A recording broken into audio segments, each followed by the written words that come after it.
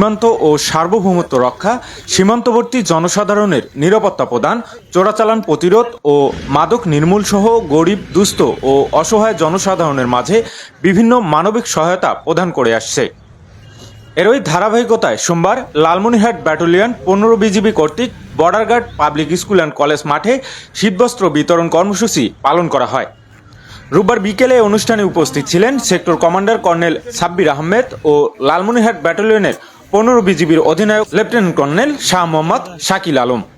এ সময় গরিব, দুস্থ, অসহায় ও এতিম শীতার্তদের মাঝে 300টি কম্বল বিতরণ করেন তারা। আপনারা জানেন যে বর্তমানে শৈত্যপ্রবাহ চলছে এবং উত্তরবঙ্গে শৈত্যপ্রবাহ আরো বেশি, এখানে অনেক বেশি ঠান্ডা অনুভূত হয়।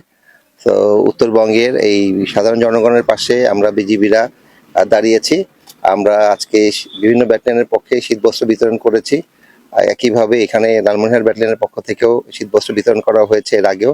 তারই অংশ হিসাবে আজকে আমরা 300 শীতবস্ত্র বিতরণ করলাম এবং এই জনগণের পাশে সীমান্ত বশবর্তী এই জনসাধারণের সাথে বিজিবি সবসময় ছিল, সামনে থাকবে এই প্রত্যাশা জ্ঞাপন করছি। ধন্যবাদ।